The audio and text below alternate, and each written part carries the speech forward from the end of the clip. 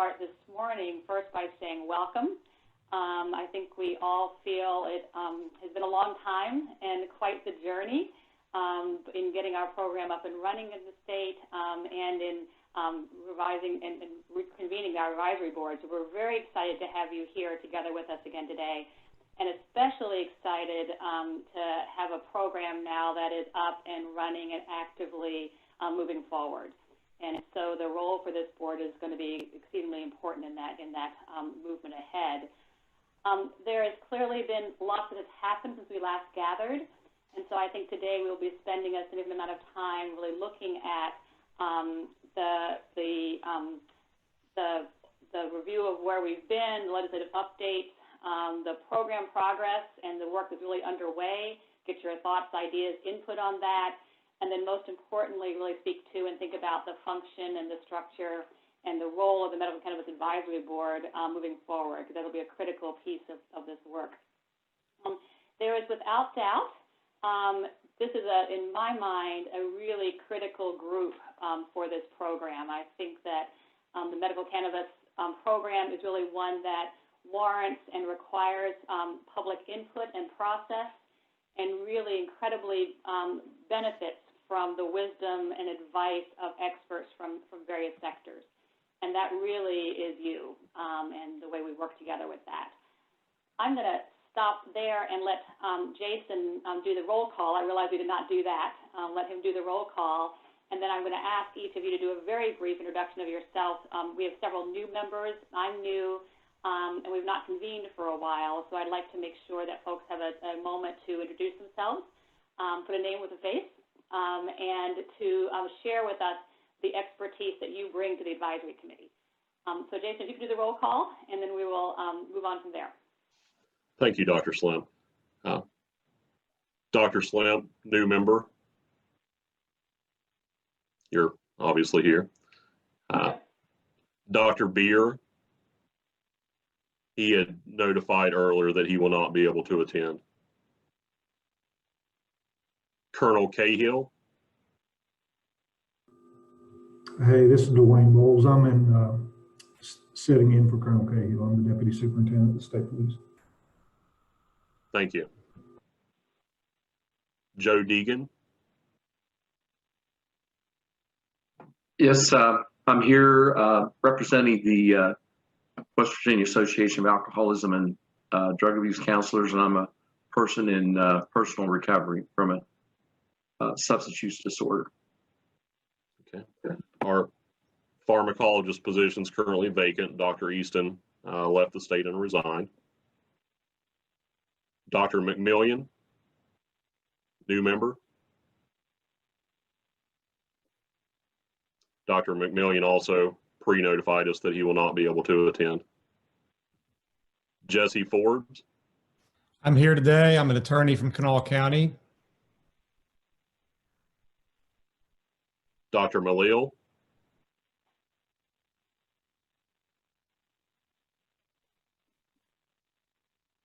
Okay, absent. Dr. Barry. Good morning, everyone. I'm Dr. Jim Barry. I am an addiction psychiatrist. I specialize in both psychiatry and treating an addiction, and the chair of behavioral medicine and psychiatry at West Virginia University. Our prosecuting attorney position is currently vacant. Russell Williams. Russell Williams, I'm the patient advocate. I ended up in this role because after cannabis saved my life through cancer, I've dedicated my life to ending prohibition. So yeah, nice to meet you all. Dr. Antolini, new member. Hi, I'm Dr. Michael Antolini. I'm a family practice physician in Fayette County, West Virginia. I also practice a lot of long-term care and post-acute care in nursing facilities in Fayette County. Dr. Milton. Good morning, Clark Milton. I'm an osteopathic internist in Wheeling, West Virginia. I'm the medical director of the occupational as well as employee health. I am the Director of Medical Education, now known as DIO, of Graduate Medical Education here. I came as an ex-president of the West Virginia Osteopathic Medical Association, and I try to be evidence-based. Good morning. Joseph Hatton.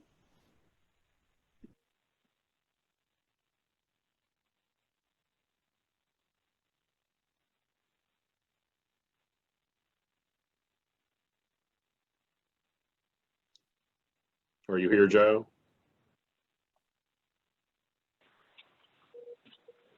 Try that. Joseph, am I here now? Yes. Okay, sorry. I was double muted. Joseph Hatton, Department of Agriculture. I'm Deputy Commissioner of Agriculture. Good morning. And John Burnaby.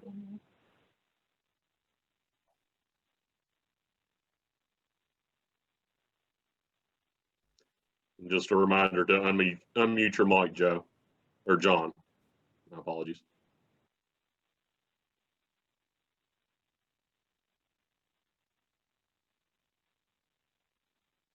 John with us? I can see John is online. John, are you able to unmute your mic?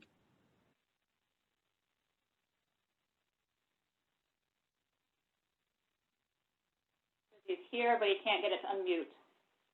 Yes, he's unmuted now. Oh, good. John, can you hear us? Can you introduce yourself?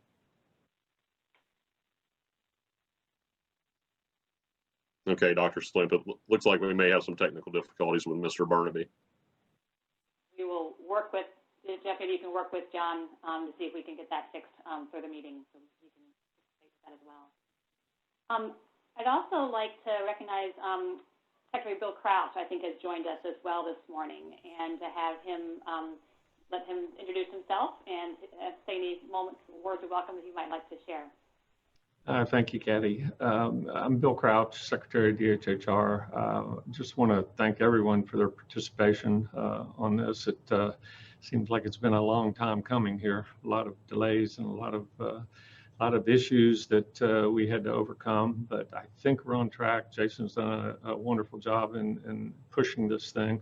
Our interest is moving quickly. We have a statutory requirement to develop this program, and we want to make sure that we do that to the best ability we can. I like the comment about evidence-based. That's important to us. So we're looking at a lot of issues here as we move forward, but clearly we're on a path now to get this moving. So just want to thank everyone for participating in this. Thanks, Secretary Crouch. So we do want to move forward. So we do have a quorum, which is great. This is going to be a meeting really with a lot of information sharing and opportunity for discussion of where things are, so we can kind of come together as a board, regroup with where things are, and move forward. The first order of business is actually just review and approval of the previous meeting minutes. But before that, I'd like to touch base on some of the duties of the board itself as we move forward. If you have probably received, I believe, as well, a copy of the bylaws. And so the overarching purpose of the board is really to advise, assist, and support, as well as advocate for the Office of Medical Cannabis within the Bureau of Public Health. And it really is aimed at kind of bridging the gap between the program, the medical cannabis industry, physicians, and patients, most importantly there. And so it really does provide, and I really appreciate the comments around evidence-based and the broad spectrum of expertise that all of you bring, because that is what will really make a difference in this program. It really is critical as we move forward together with that.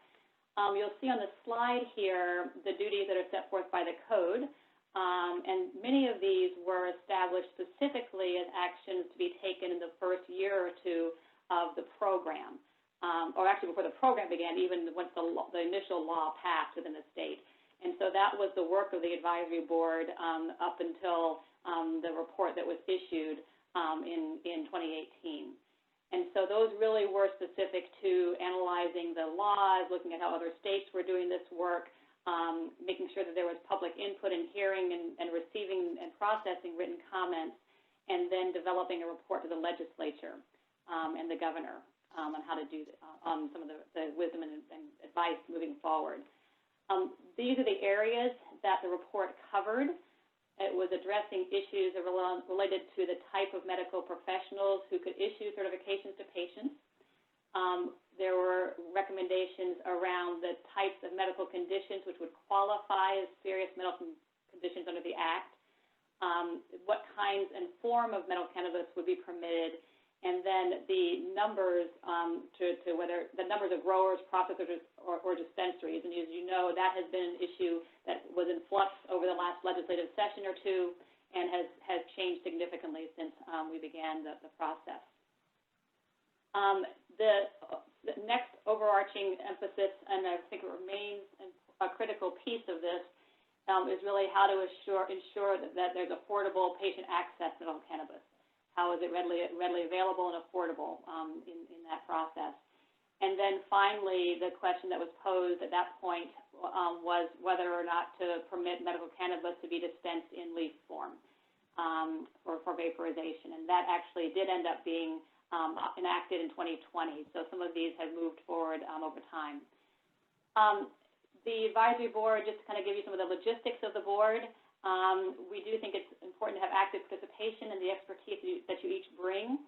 So we do ask that board members try to do their absolute best to attend all of our meetings. The majority of the members constitutes a quorum, so we have met the quorum for today. We really like to have more than a quorum, though, and really have, because what we really value, of course, is the wisdom and the expertise that you each bring. And that will really be what will allow us to conduct business most meaningfully and really accomplish the functions of the board. A vote of the majority of the members constitutes how we pass actions there with that. Much of our work will really be more in terms of the advisory and discussion pieces of it. But we'll have a few activities today that relate to actually require a vote or an action of the board. And we typically use parliamentary procedures as well for our bylaws with that. Since we do meet quarterly, we really do ask that folks try to attend those meetings. We will be discussing today the role of some subcommittees, and so we would anticipate those subcommittees meeting prior to the advisory board meeting so that we can really move the actions of those subcommittees forward and share information, get the input across the advisory board more broadly in those issues. And then finally, if an advisory board member is not able to attend for 3 or more sessions consecutively, the bylaws do speak to needing to touch base with that member to see if we need to have someone else who could actually, who could spend more time committed to the process. We understand those. And then finally, we do work, and clearly in COVID-19, we're testing this out. We want to make sure that the meetings are as accessible as possible. And so if we are not able to be in person, as in today, we always want to make sure that there is an option of having an electronic mechanism to join in as well. So I think we are all learning how to do that more regularly, currently through the current events in the pandemic. If we're not in person, and you do need to join us electronically, although we love to have you in person, and it's always a different dialogue that comes with that. Please do, if you're not able to be in person, let us know ahead of time that we need to do it electronically, and we will make that available to you and work to make sure any way we can to have you engaged and involved.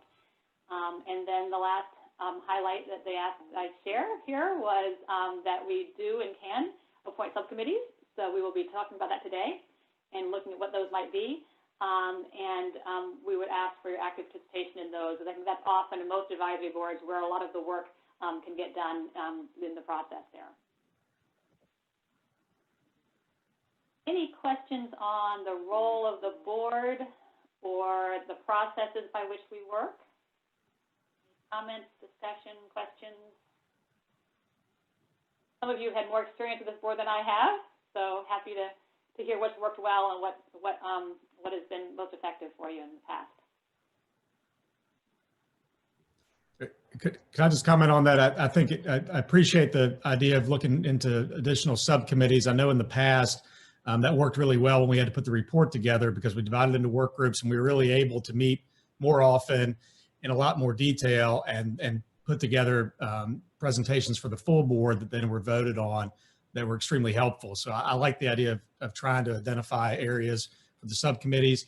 I also note that we do, under the bylaws, we're supposed to meet quarterly, and I know a lot of this was in flux in the past with trying to get the legislative changes in place. So I'm hopeful that maybe from today's meeting we could set up a schedule and know exactly what dates and when we'll be looking at in the future for future quarterly meetings. Then obviously hopefully with some subcommittee meetings in between that to report back. So thank you. Definitely, I agree, Jess. I think now that we have a program up and running, we can really make that operational. Dr. Slim, this is Jason. I need to make a quick suggestion to the members. The public cannot see the individual Zoom windows, so please let your name be known when you make comments for the public and also for minutes. I'll just say that was Jesse Forbes talking in the last comment. So. Thank you. Thanks so much. Anyone else related to the board, the roles of the board, what's been effective, what you'd like to see in the future with that?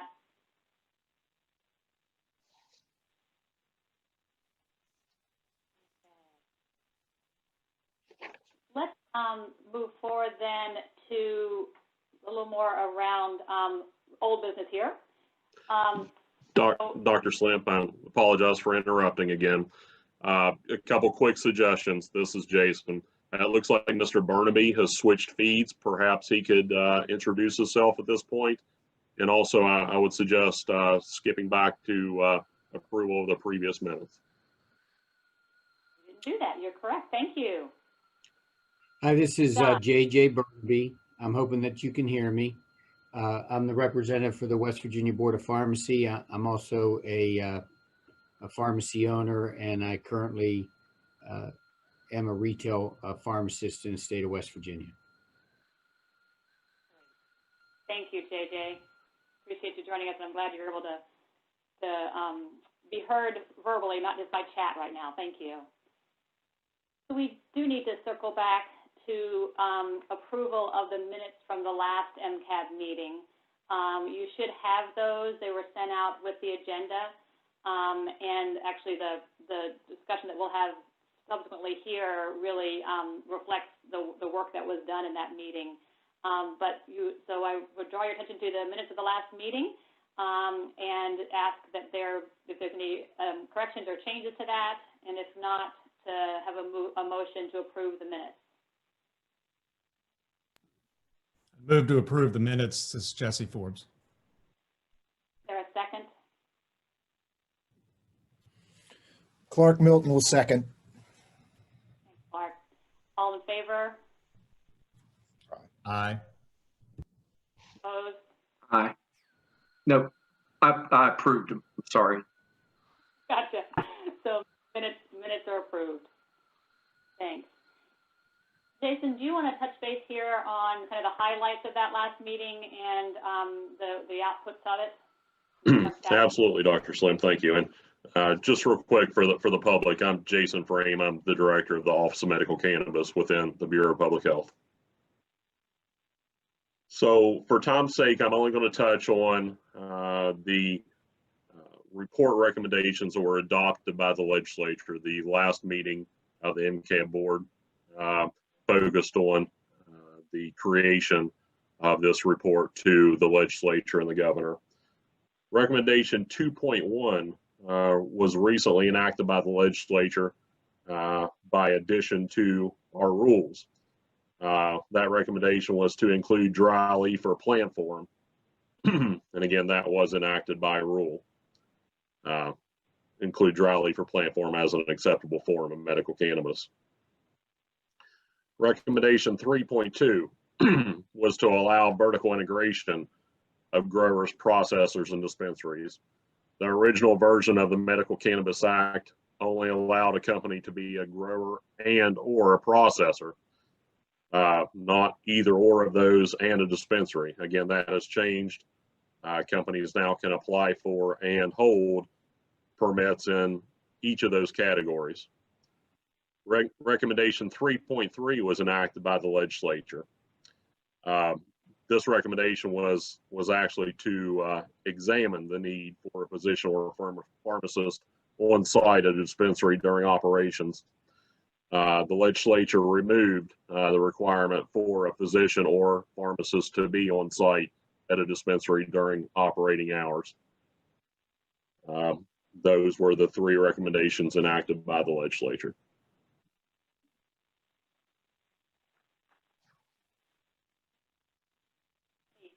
Back to you, Dr. Slim.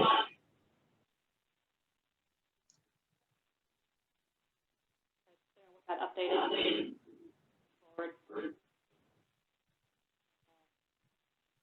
Let's go ahead and move area then. If you want to move to the next slide. We've got a couple of areas we want to just kind of update you on for awareness purposes, make sure we're all on the same page and know what's happened in the interim since we met last. Have some discussion around and any input that you would like to provide here.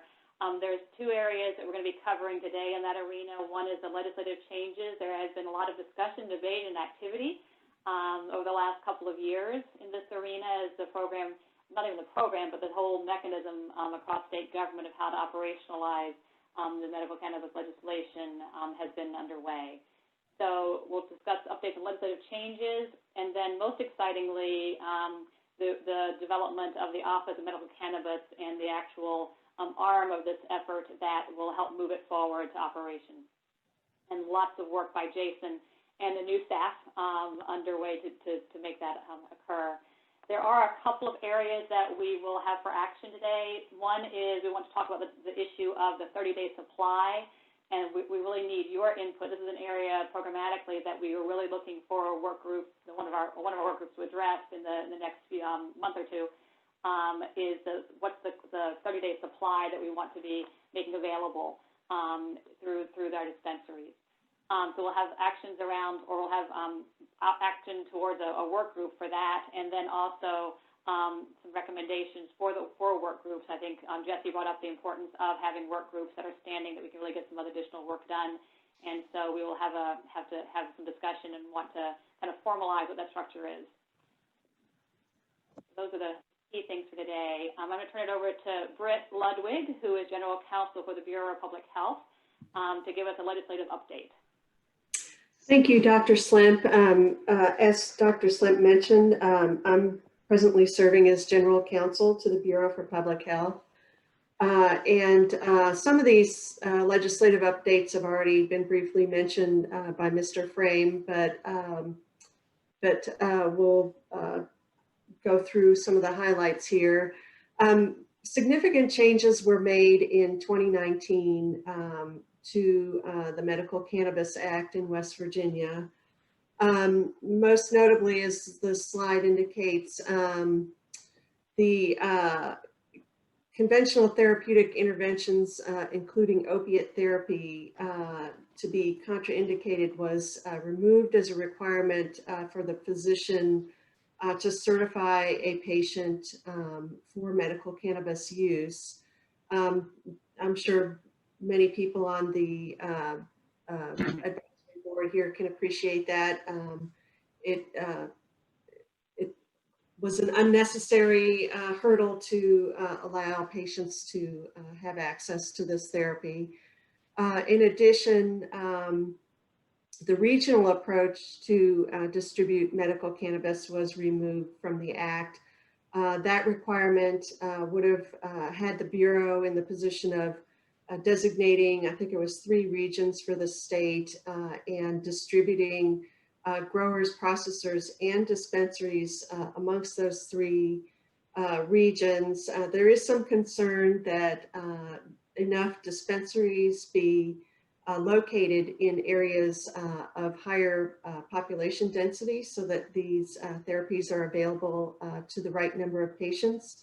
That is still, the regions have been removed, but the location of dispensaries is still a consideration under the Act as it has been amended so that patient access is still a consideration in the permitting process. In addition, the numerical scoring system was added to the Act by the 2019 legislation. And Mr. Frame's office, the Office of Medical Cannabis, is required to assign scoring to each of the elements that are considered under the Act for permitting. And that adds a level of clarity to the process so that if there are contests down the road, if fewer permits are issued than were applied for, if any of the applicants want to contest the process or know why they weren't given a permit, this addition to the Act really aids his office in transparency and allows permittees to understand the process. Do you have page 13 there, Jason? You should be on page 12, Brett. Okay, well, I thought I just finished page 12. In addition to Senate Bill, well, that was House Bill 1037, I believe. But there was also a significant banking bill related to medical cannabis passed in 2019. As many of the members may be aware, the program faced significant hurdles because of how the revenues from medical cannabis would be handled. As many of you know, this is still not a legal thing in federal law. So banking issues were a significant hurdle to the program. And the legislature addressed that in House Bill 2538, I believe it was, in 2019, that established banking services for medical cannabis and allowed the state to put out a bid for the banking services that would be completely separate from the other state revenue system, so that those revenues are kept completely separate from other state revenues. And this was a really important thing to the program, as I'm sure everyone can appreciate. If you can't handle money in this process, you're not going to have a viable system. And so that was really important in 2019. So going on to the establishment of the rules that implement the program, the Bureau for Public Health established 5 emergency rules early in 2019. As you can see on the slide, there's 64 CSR 109, which handles all of the general provisions for the program. It establishes the permitting process. The other 4 rules address the process and program implementation for growers and processors, for laboratories, for dispensaries, and then our last rule addressed the safe harbor letter that hopefully will be available to patients in West Virginia.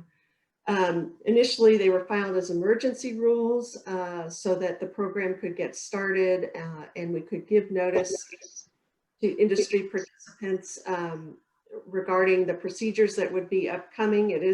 The Act in West Virginia is fairly complex.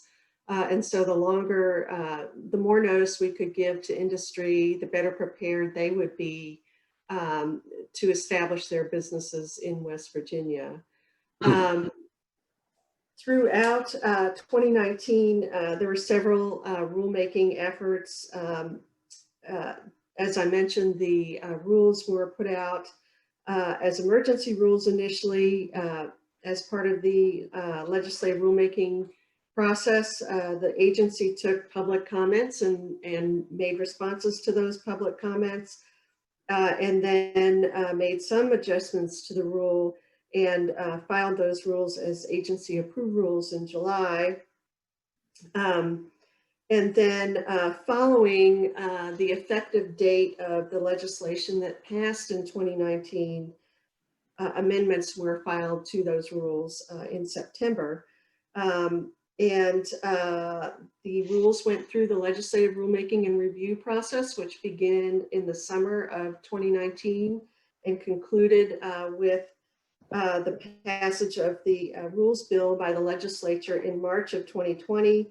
And as Mr. Frey mentioned, the legislative action in 2019 did change one of the rules to permit flower and plant material as an acceptable form for dispensing in West Virginia, and that is contained in our general rule.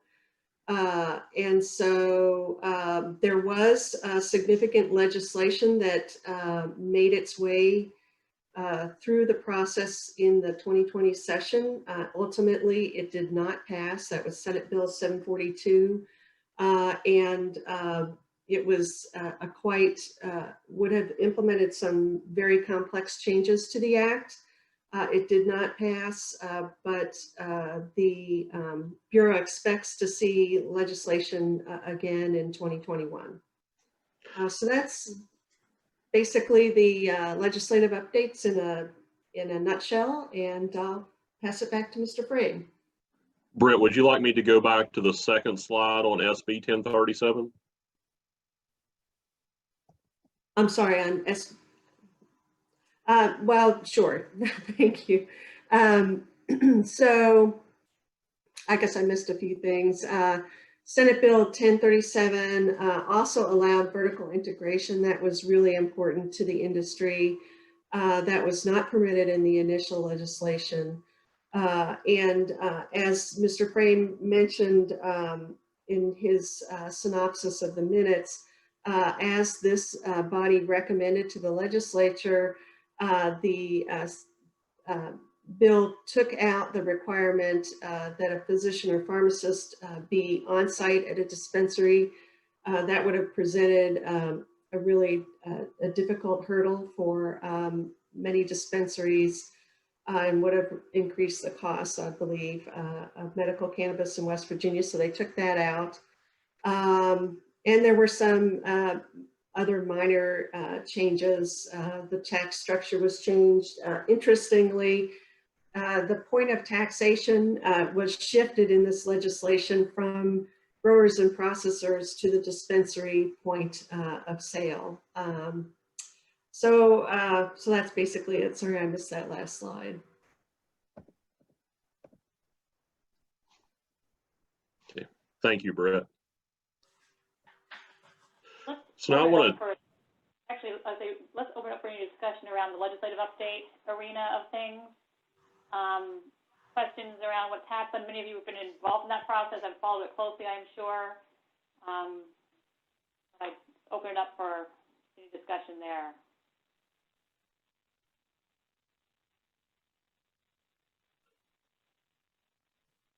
Dr. Slimp, this is Jason. I would like to point out for the members that SB 1037 also increased the number of available dispensary permits from 10 to up to 100. That was a very significant change for the program. Definitely. Getting at that issue of access.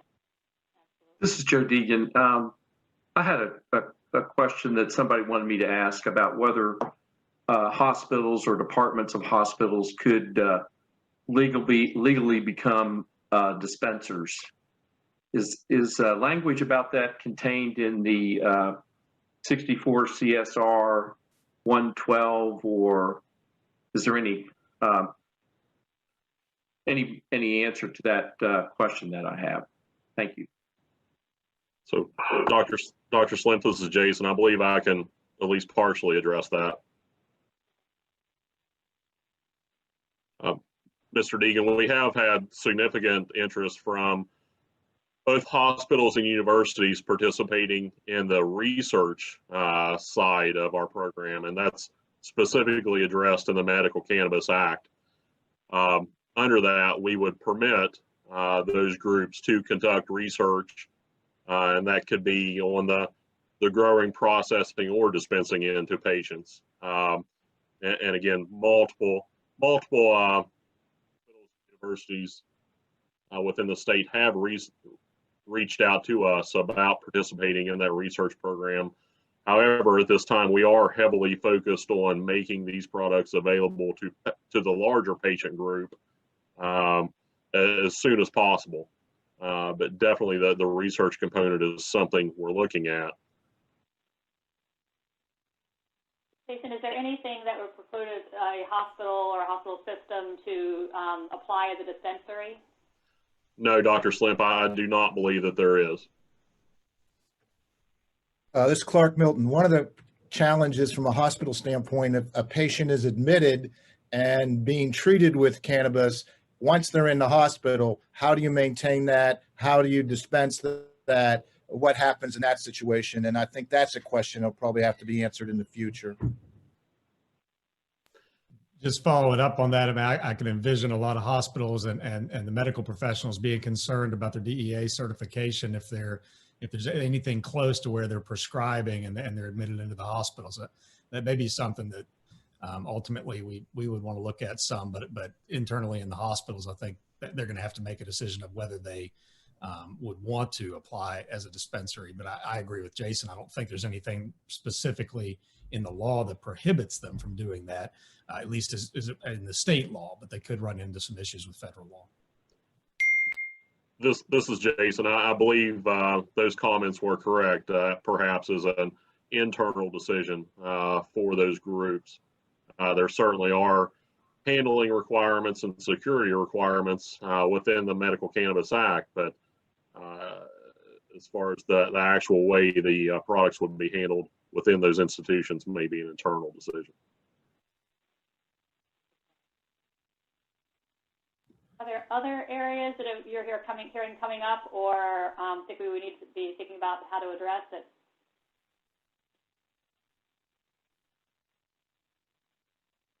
Questions that you're getting? I'm sorry, Dr. Slamp, are you addressing that to me? So anyone, I was just asking if there were other areas, legislative or other aspects of things that you are thinking issues that we should be thinking about in advance.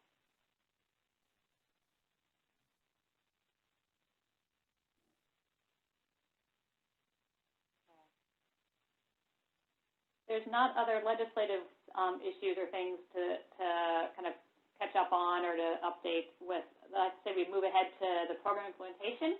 So this is the area that we are excited to really see a program come together and be able to really move things forward. And there's been a ton of work. We've learned the complexities of this and the multiple pieces that have to fit together. Jason and his team. Jason has actually been on board for almost a couple years now, even before there was any program funding or an actual program. But he really done a lot. He spent that time doing a ton of background research preparation, drafting of program materials and tools and rules, et cetera, getting pieces in place so that when the program really would be officially launched, we could jumpstart into that work.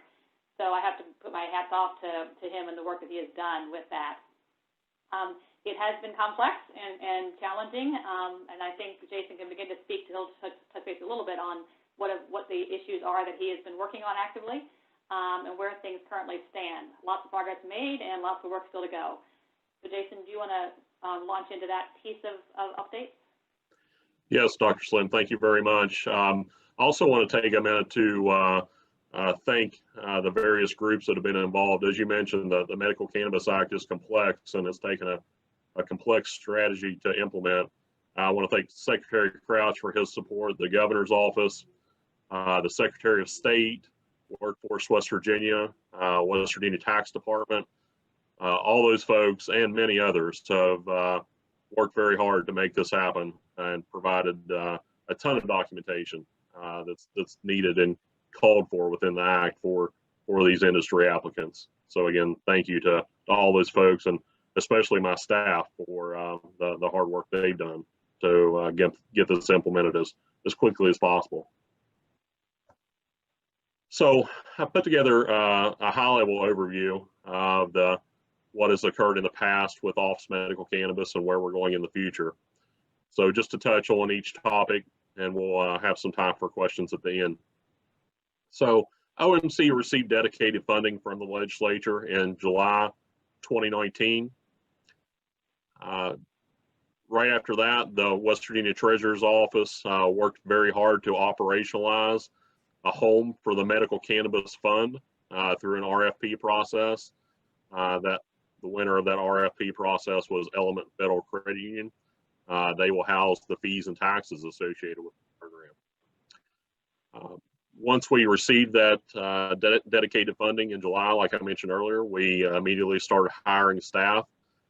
So far, we have hired 5 staff and have immediate plans to add 3 more investigators. That's been delayed very slightly due to COVID-19, but we should have those additional 3 folks on very shortly, and with plans to add, of course, even more staff after that to help us implement this program.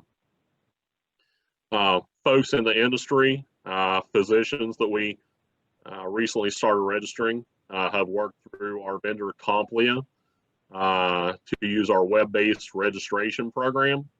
And again, that's for industry, patients, physicians, and caregivers. That vendor has done a very good job in providing a web portal for those folks to register with OMC. The Act requires us to establish an electronic seed-to-sale program. Acquisition of that vendor is in the final stages at this point. That contract should be in place very soon and will be made public this summer. And again, that's basically an inventory system that our permittees will use to track every seed and every plant all the way to the purchase made at the dispensary by the patient.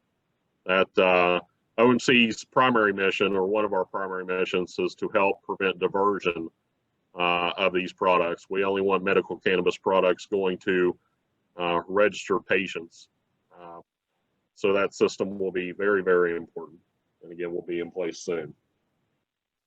We opened the industry application process December 19th of 2019 and closed it February 18th of 2020. We received 44 grower applications, 41 processor applications, 199 dispensary applications, and 1 laboratory application.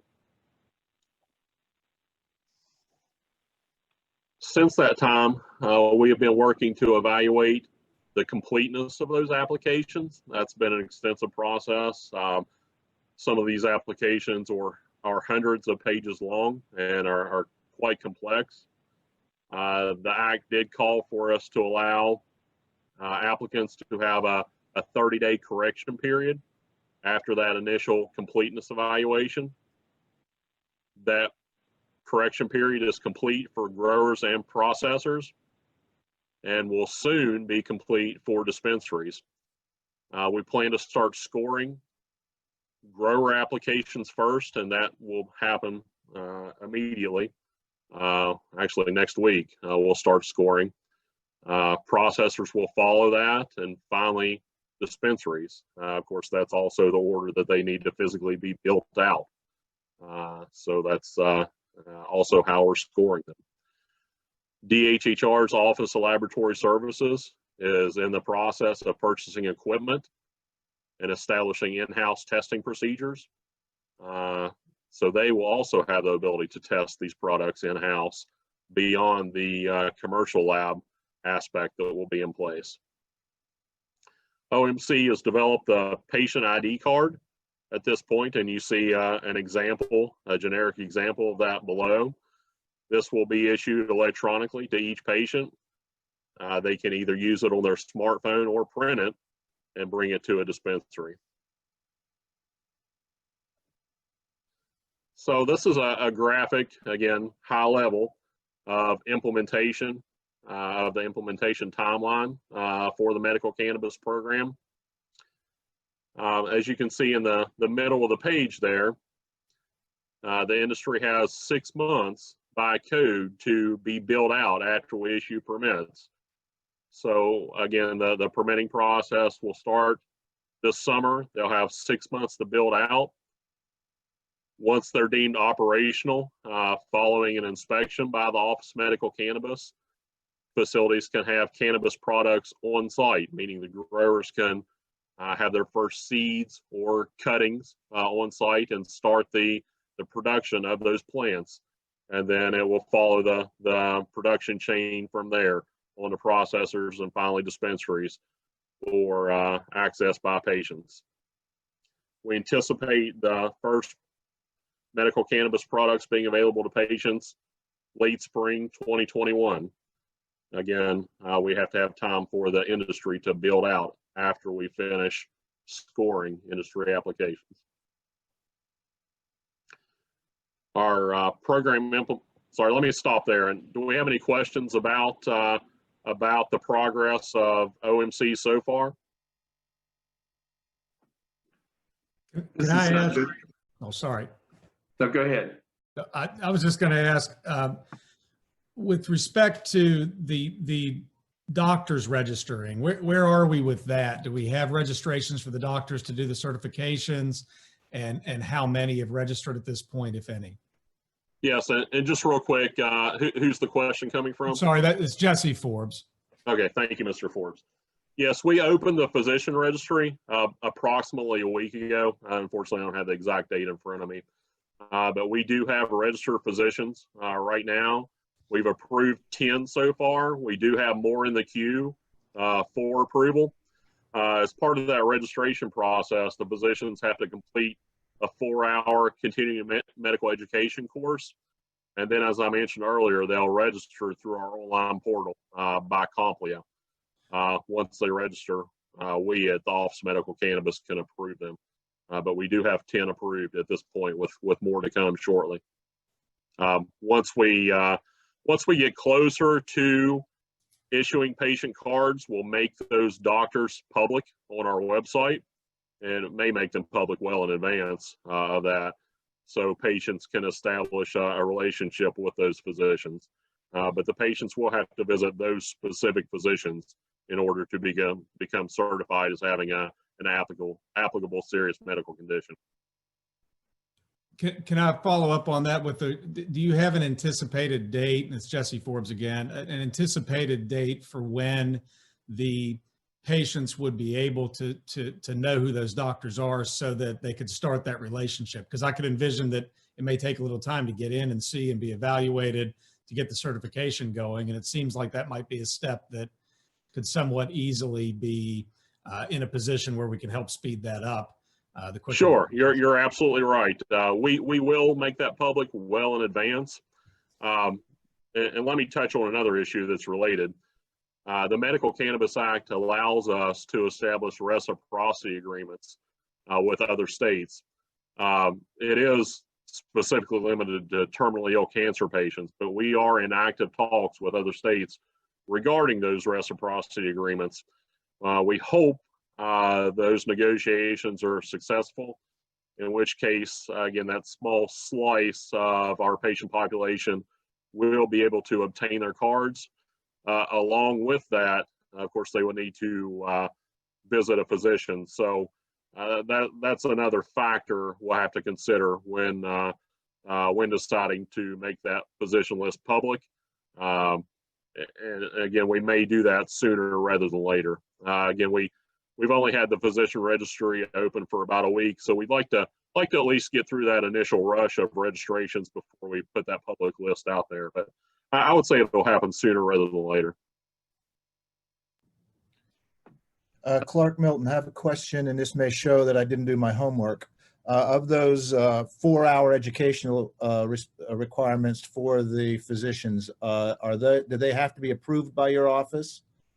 Yes, sir, you're correct. It does have to be approved by our office, and there is a specific vendor that they have to go through. The requirements for that physician training, we're quite stringent. Again, it has to be approved as CME nationally. We did have quite a few vendors reach out to us in hopes of providing that education, but most of them weren't able to meet that CME requirement. So it is quite limited as far as the opportunities to provide that education. And second question, and this may be a board and licensure issue. I know on the higher side, I'm using that as a model only, is that there's a certification. I believe it's a CTR, certified to recommend, because we shouldn't prescribe based upon other issues that were brought up by Mr. Forbes with regard to licensing and DEA. Will that be available, or this list will be available from your office? So the structure of the Medical Cannabis Act in West Virginia is a little bit different. The physician's function in this process is only to certify that the patient has an applicable serious medical condition. And I'm not going to speak for the legislature, but the way the act's written, once the patient is deemed as having a serious medical condition, the decision that they're eligible for medical cannabis has really been made by the act itself. Again, the physician's only saying that they have an applicable condition. Now, the physician does have the option to limit the forms or duration of medical cannabis the patient can obtain. But again, the physician's primary function is to only say that the patient has a serious medical condition. You're correct, and I should have mentioned that. And that indemnifies them based upon those DEA issues that were mentioned earlier. Okay, thank you. Thank you. Just one other question, Joe Deegan here. This application process that closed on February 18th, is that going to open up again for others who may be interested in applying? I'm talking particularly folks who are interested in being dispensaries. So, Mr. Deacon, there are a couple scenarios, and this is Jason, sorry. There are a couple scenarios where that could happen. Number one, if we don't issue all the available permits based on either scoring of the applicants or geographic location, we could consider opening that system back up under our current permit quota allowed by the Act, which is up to 100 dispensary permits. The second scenario would be if the legislature changes the law and basically adds to the available permit quota. That being said, the first scenario, I believe at this point is unlikely. We did receive significantly more applications than there are permits available. Rusty Williams, I've got a question about the testing facilities. Did I hear you correctly? Did you say only one application was submitted for a testing facility? Yes, that's correct, Rusty, and we are in the process of addressing that. It is quite the project to establish a testing lab for medical cannabis. The testing parameters are extensive. Based on our research, it looks like just the equipment cost is going to be approximately $2 million. And also you have the personnel costs on top of that. So we did receive only one application, but the lab process is a little different than the grower, processor, and dispensary industry side. There are no limits to the amount of laboratories that can be in West Virginia. Personally, I believe the limiting factor is, again, that large investment that's necessary.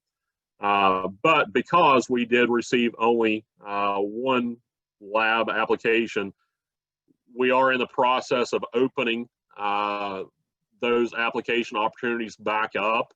We're going to announce that publicly very shortly. But there's no reason for us not to allow perhaps more interested parties on the lab side to apply. We are in the process of doing that, as I mentioned. The second way we're addressing that, as I previously mentioned, OLS, our Office of Laboratory Services, is moving to be able to provide this testing service in-house if needed. our primary goal is to make sure there aren't any roadblocks in obtaining patients obtaining products because the lack of laboratory capacity. So we'll have that as a backup also. Okay, thank you.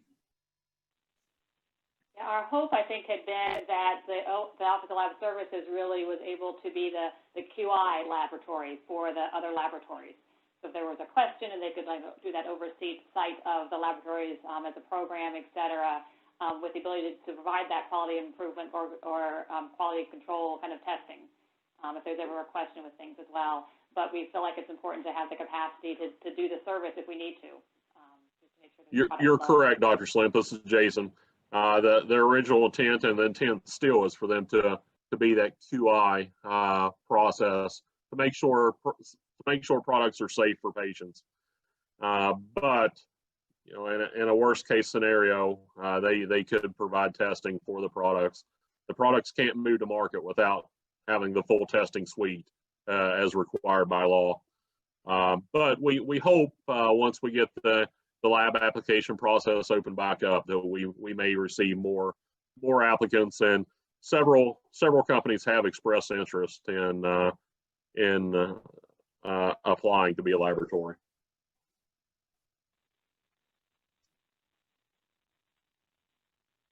Other areas and questions of interest. Jason, how are you reaching out? You might want to describe a little bit how you're reaching out to providers so they are really attuned to and know about putting in applications for being able to certify. Sure, absolutely. We have reached out to physicians through their respective boards, the DO board and the MD board. They sent out emails to their members and also through their newsletter to reach those folks. And we also did a press release, so that was available to the general public. So we have done some work to make physicians aware that they can register to participate in this process. With the agreement to other states, and we would think about working through hematologists and oncologists in the states is primarily linked through terminal cancer, but also some other outreach. Absolutely, absolutely.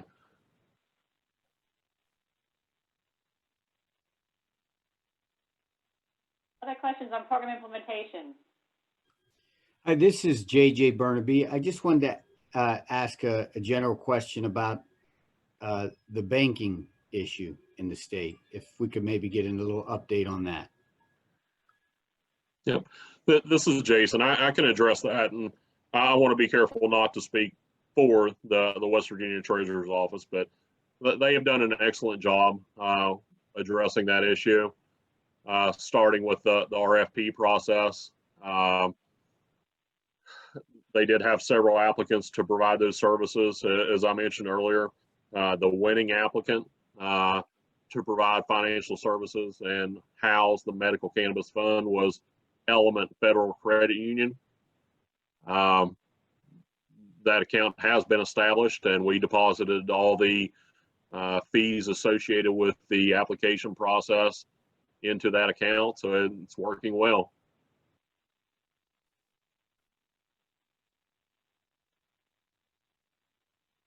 Does that address your question?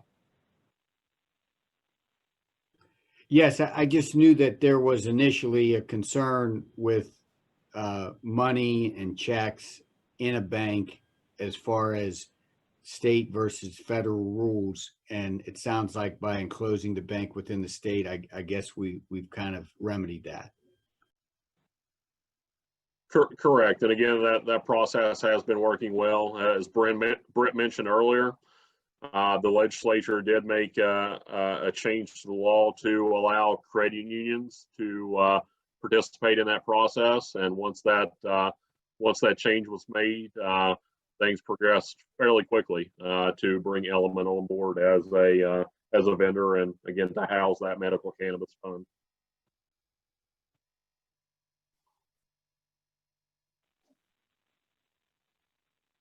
Jason, as we move to the next phase of things, what do you really anticipate needing support of the advisory committee on whether it be outreach or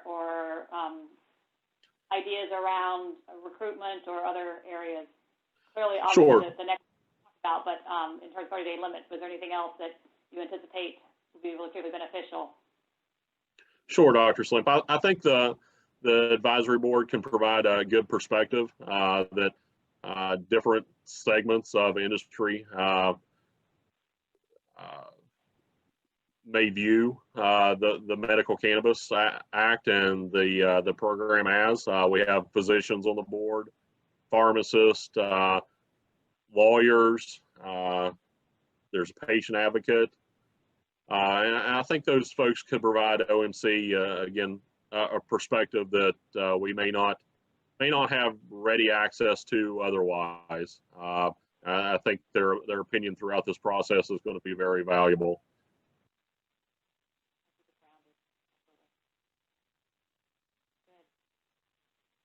Anything else?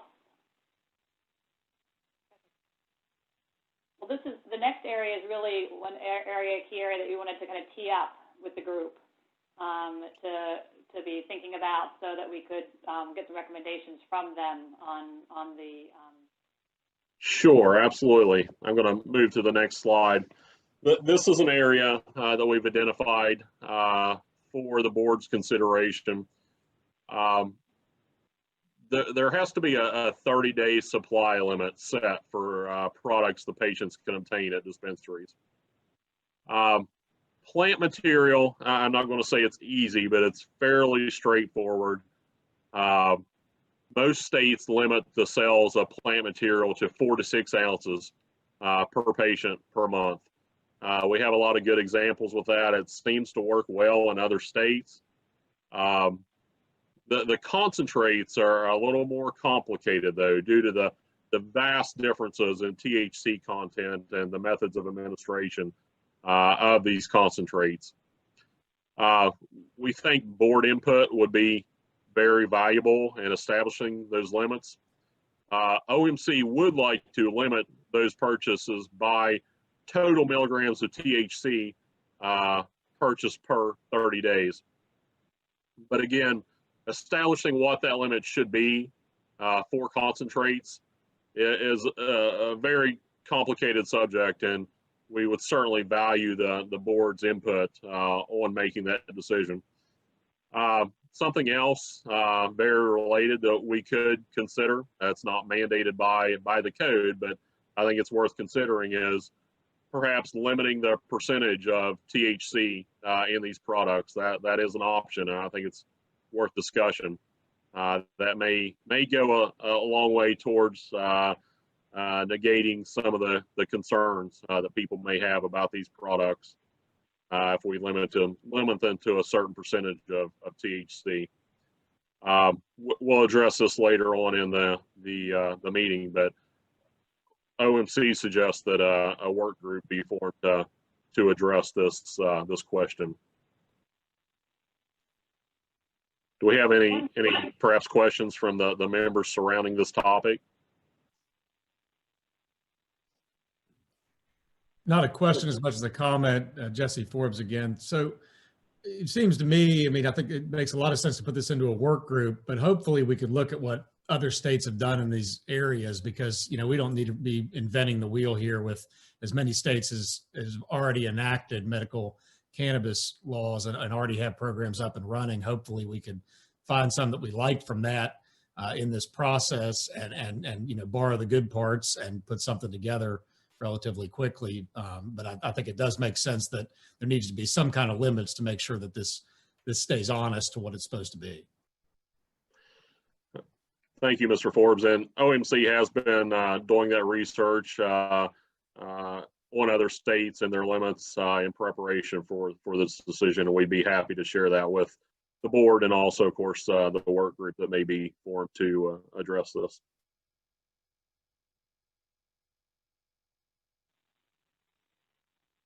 Other thoughts or feedback in terms of things to add into that work group or things to consider? Certainly we'll get the materials from other states. There may be other resources that you all are aware of or items to consider that you want to make sure feed into that.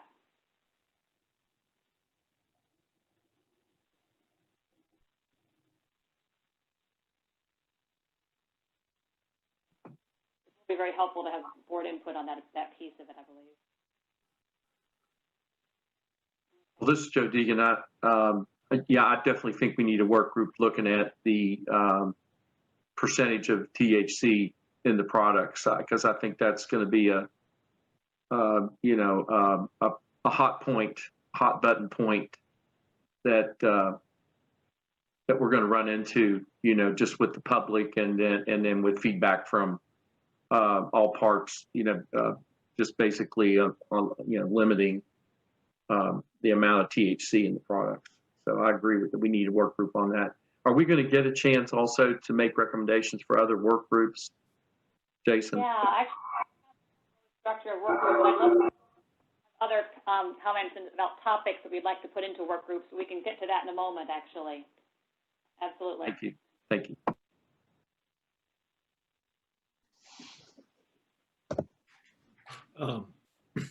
Rusty Williams, I've just got a question here. When we're talking about work groups, has there been any discussion?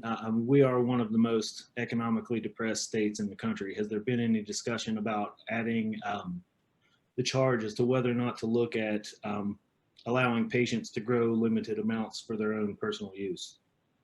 I think that's important. Is that something that we could add to a work group to look into? Dr. Slimp, this is Jason, and I'll certainly defer to yourself and Brett on this, but I believe the MCAB board can make recommendations to the legislature on a wide variety of subjects, but ultimately it would be up to the legislature to make that change. That was an area of discussion last time, correct? Obviously, with over the last session, but it's one that we could certainly have people look at. That topic has came up in the legislature multiple times.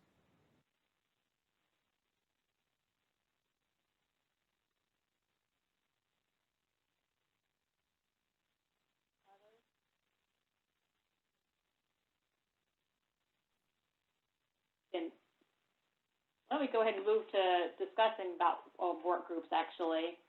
And so we want to make sure we have a structure that will allow for kind of wide array of topics to be managed and thought through carefully in work groups. And so there were 3 that we kind of put together as a proposed grouping of those, and then to fit things into each of them.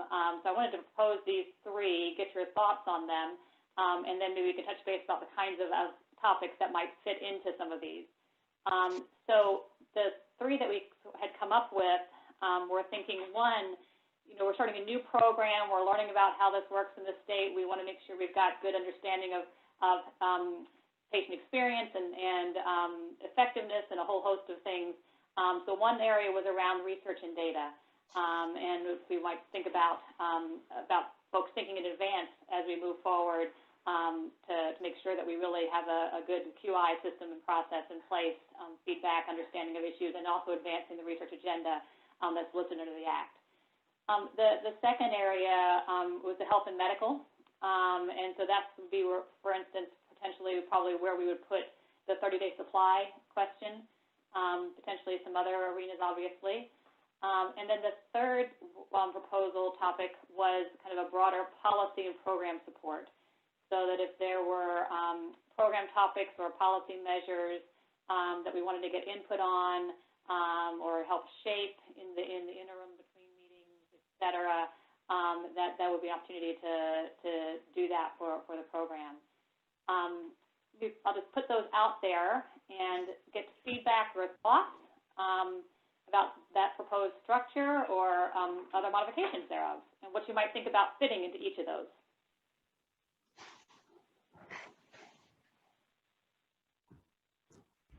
Can I comment on that, Jesse Forbes? So, I mean, I think those are all the good broad categories of things that the board needs to certainly be looking at. I know I've looked at what other states have done in terms of their subcommittees, and these seem to fit right in line with what states that have been down this road before have looked at.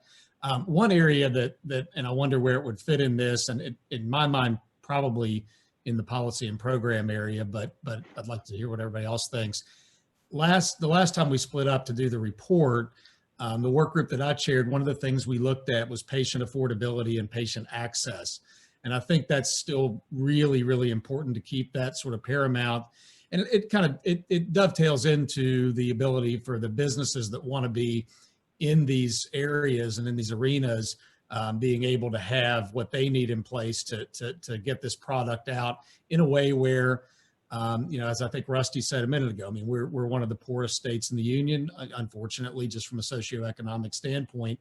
And this isn't a product that insurance is going to cover. This is not something that, people are going to have to find a way to get this that are in dire need of it, suffering from cancer and other causes. So I think it's really important that we keep some look at patient affordability and patient access.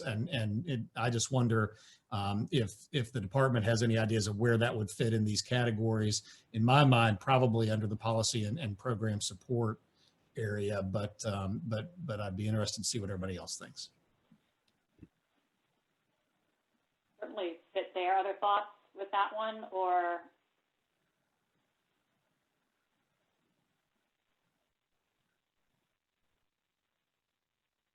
I guess the other way you could do it is actually create another group that is work group that is more around patient experience, and with that, although that could fit in across actually several of those arenas. But yeah, I would think it would fit in the policy arena. And also the research and data, just in terms of what's happening and how accessible is it for folks. This is Joe Deegan again. The question I had raised about hospitals being able to participate as dispensaries, because there's going to end up being like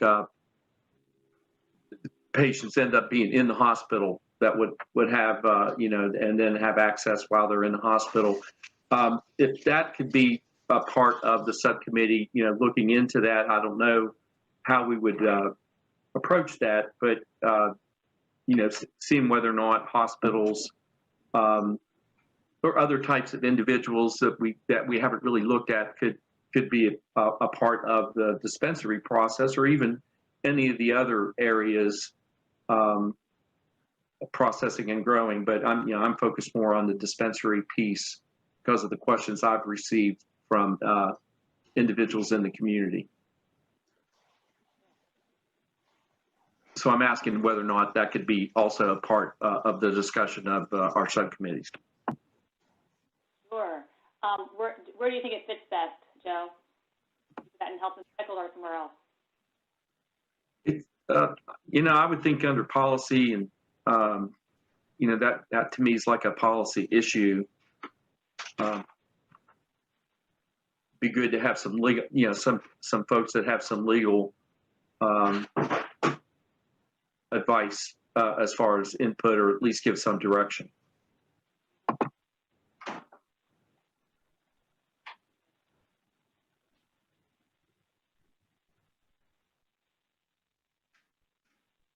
Other topics that we might think about under each of these areas?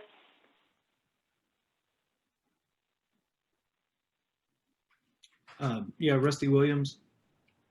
There's there's actually, well, you guys have talked about capping THC levels. Has there been any discussion of potentially capping product prices? Because one of the issues, where we modeled our legislation after Pennsylvania, I've talked with a lot of patients in Pennsylvania who are still having to utilize the black market just because dispensary prices are so high. That's another reason that, I really think that home grow has got to be part of this discussion, because we do have a lot of patients, folks on Medicare and Medicaid have basically been priced right out of their medication in Pennsylvania. And I want to make sure that when this program is implemented here, that those folks aren't left out in the cold here. So has there been any discussion, as far as capping product prices? Rusty, this is Jason. I can address that at least partially. OMC and the West Virginia Tax Department are mandated in code to monitor medical cannabis prices. Now, this market doesn't exist at this point, but we are mandated to have a look at that by law. Thank you.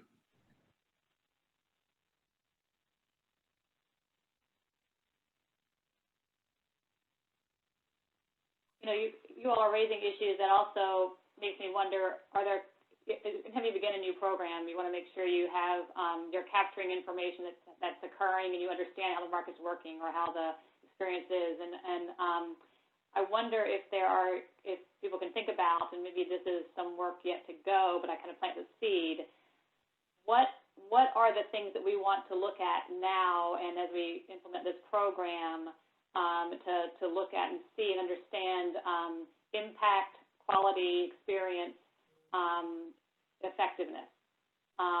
So those, what are those research questions? What are those systems we want to put in place that we track, that we know that we are reaching a market, that folks are having access to it, those kinds of data quality and safety questions.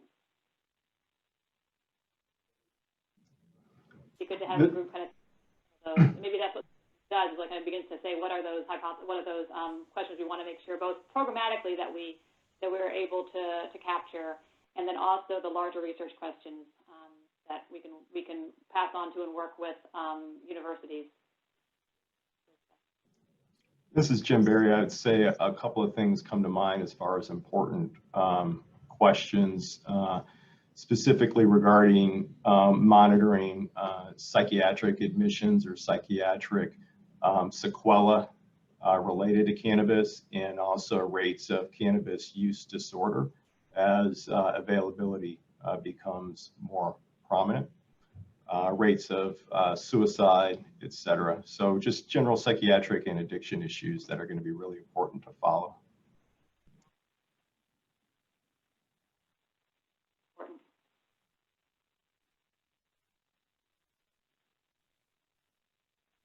Others.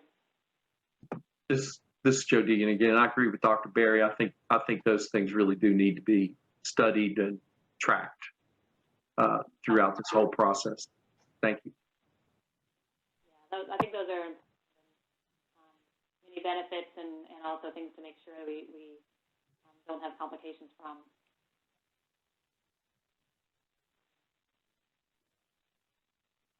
Other areas similar, going to be important to track. And I ask that question now just because we want to make sure we think about these, putting them in place before we start.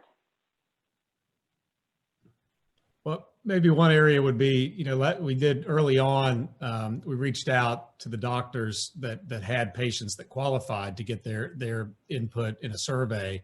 And I'm wondering if there's a way to try to do that again to once the program's up and running, to see particularly people that treat folks that have these conditions, are they utilizing this program, and try to get some kind of data of what sorts of percentages of folks in the state that have these conditions are actually utilizing the program.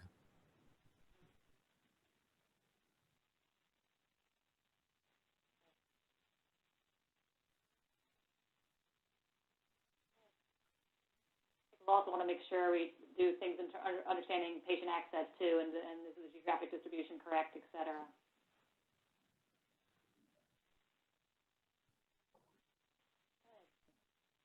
So overall, I'm hearing that these three areas, we can capture most things into this area, these three areas. Any recommended changes to those work group structures?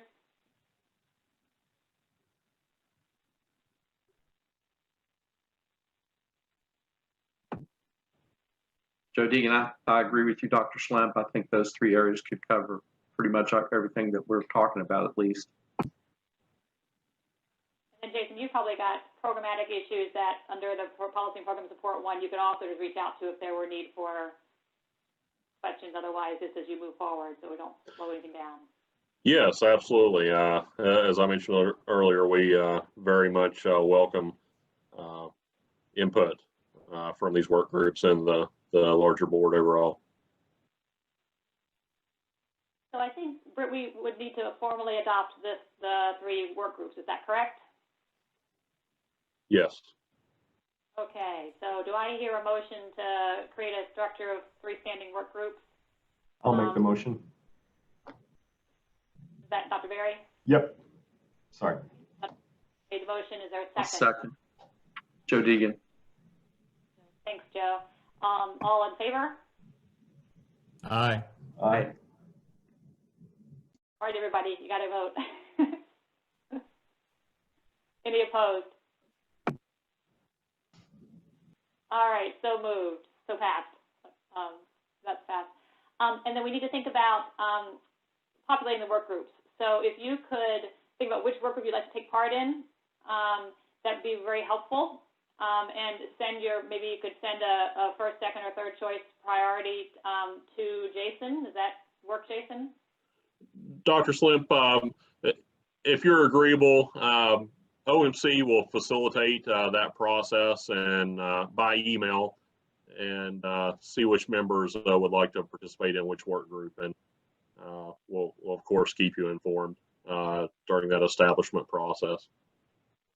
If you would like to, while you're sending things, think about if there are topic areas you want to cover in those, we will try to help prioritize which ones that are going to be most helpful for moving forward currently.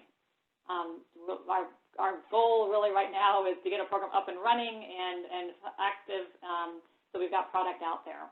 And then we will adapt and adjust it from there, but that's the priority has been get it moving, so no doubt. These are really helpful. Anything else on advisory committees? That one's set. Let's talk about steps forward in terms of setting a next date and forum. I'm thinking we want to do this quarterly. So we are now in June, July, August. Is there a September time period that would be good? Jason, do you have a rough time period that you would think would be appropriate then?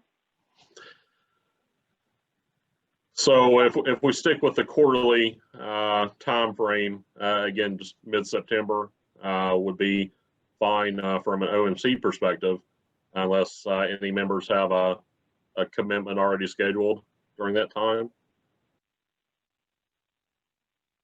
We could stick with the 17th. That's a Thursday in September.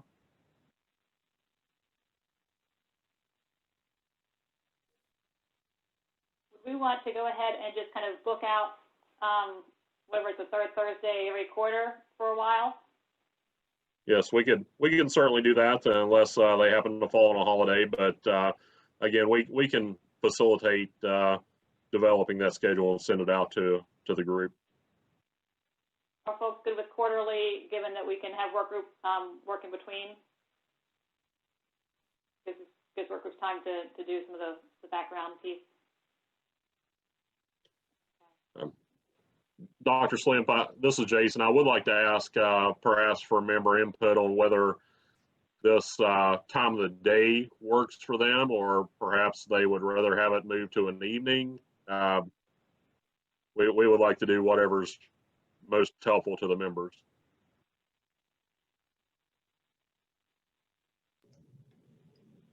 Jim Berry, this time works for me. Joe Deegan, this time works for me also. Same. Anybody it doesn't work for? So we can make it work daytime then. Okay. And then, do you have a preference in terms of in-person versus virtual? Given, although we'll have to see where we are in terms of pandemic at that point, but when we're not in the pandemic world, once we have a vaccine, et cetera, do you have a preference in terms of virtual versus in person, or a certain percent of our meetings being in person? This Jesse Forbes. I'd prefer, I mean, eventually, obviously, Dr. Slimp, you know more about the pandemic issues than the rest of us will likely hear, at least me. But ultimately, I'd like for us to be able to get back to in-person meetings, especially because of the public input. We've had, in the beginning of this, we had some really terrific public input at these meetings. A lot of people, I mean, people from all walks, business community folks, patients, I mean, everyone coming to these things that had a lot of interest.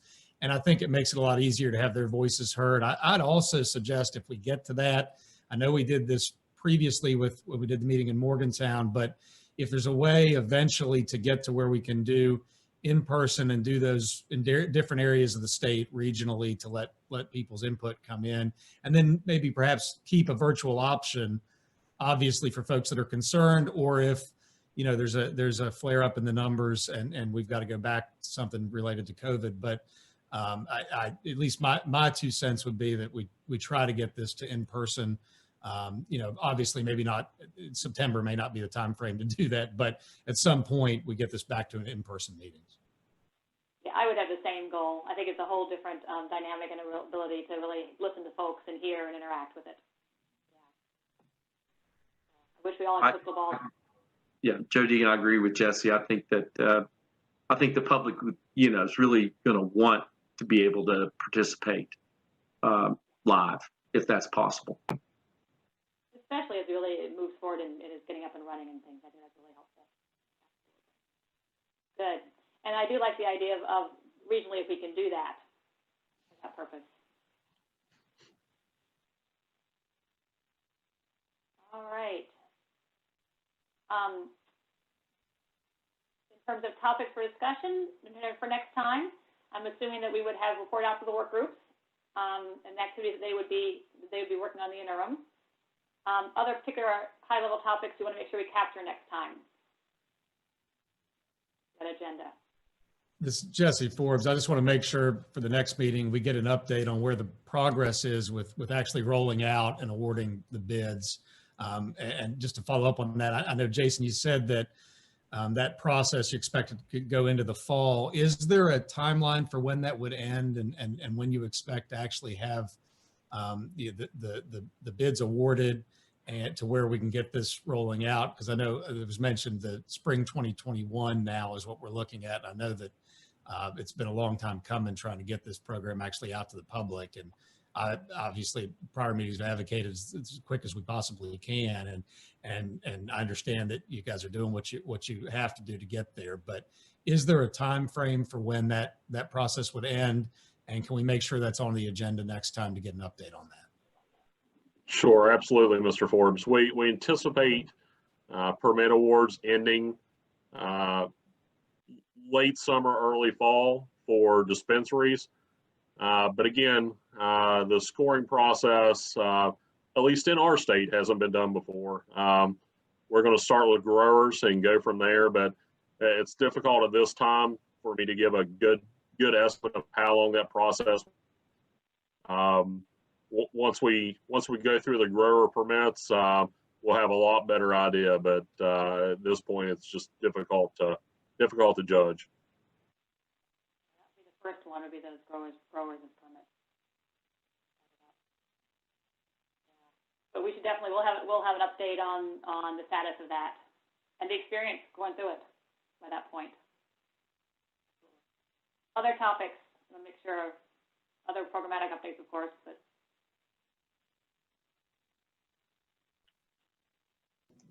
This is Jim Barry. I'm just curious, and if the information is there, I apologize. But has there been any discussion about adding then for patients who have been dispensed that this would be captured in their prescription drug monitoring program database, like other controlled substances are?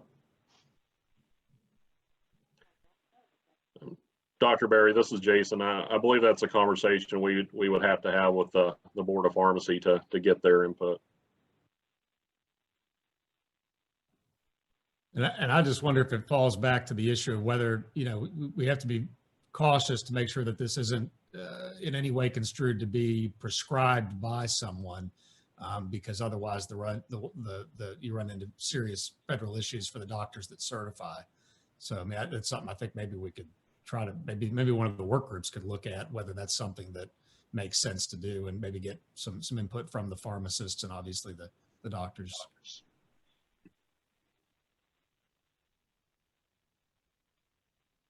I think that would be a good topic for a work group.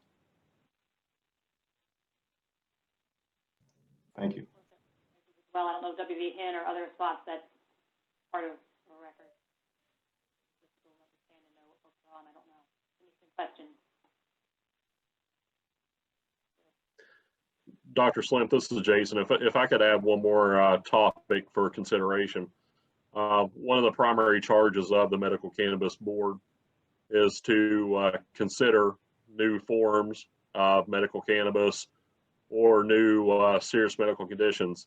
The Office of Medical Cannabis would like to continue to implement the Medical Cannabis Act as it is, but I would suggest the work groups look at perhaps just a procedure to bring those considerations to the board. We've already done some work on that, and I think getting that, again, at least procedure in place ahead of time might be valuable. Again, perhaps one of the work groups may want to examine that.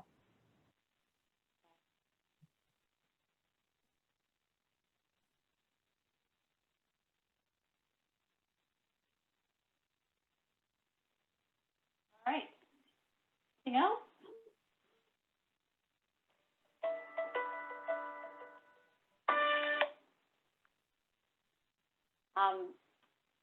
Well, I think tie up the most of our agenda, actually. We do want to make sure that we have a process, and we announce the process here for public comments. We've got lots of folks, I'm sure, that are following and listening, and that we want to make sure that they have an ability to submit comments, and actually by code, those are to be by written comments. So we really think that's critical. So we would ask here and that any public comments be accepted until July 1st. We just need a time frame that we can get those in so that we can get them compiled and back out with the minutes of the meeting. So those will be sent by email to the email address on the screen, which is medcanwv, medcanwv @wv.gov. And if you could put in the email subject line, MCAB meeting public comment. So MCAB meeting public comment by July 1st, 2020 to the medcanwv@wv.gov email address. That would be great. We really value and appreciate public comments coming in, and I think that's a really critical part of the process. And then we will work to make sure that those get synthesized and before the board for their evaluation and action. Other thoughts, ideas, Jason? Do we need anything else related to public comment?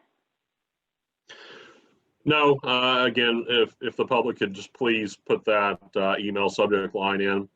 And Dr. Slimp, I'd also like to take just a second to thank the West Virginia Office of Technology for providing technical support to make this virtual meeting happen. They were extremely helpful.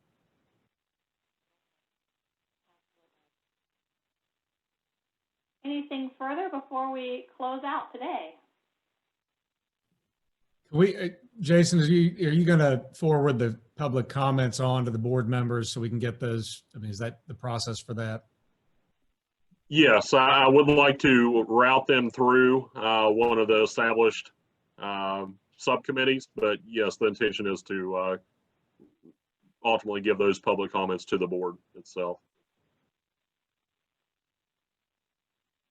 Important that they hear it. So.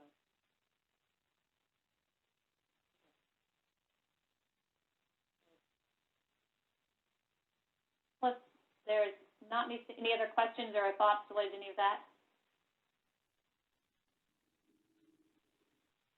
Anything else for the good of the order? Well, I will just want to say thank you to everyone who has spent the last hour and a half with us here today.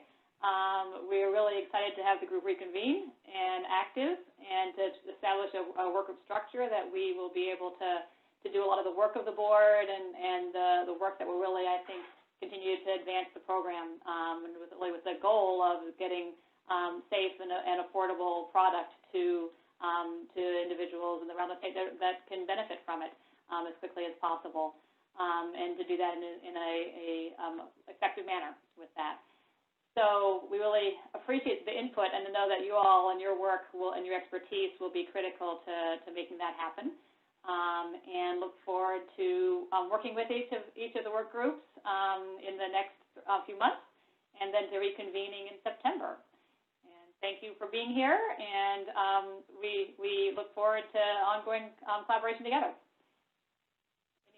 So if there's not anything else further to say, I would just give you an extra 20 minutes of your day or so, and say thank you very much for being part of the meeting. Thank you. We'll wish you a wonderful West Virginia Day this Friday. Celebrate our state. Thanks.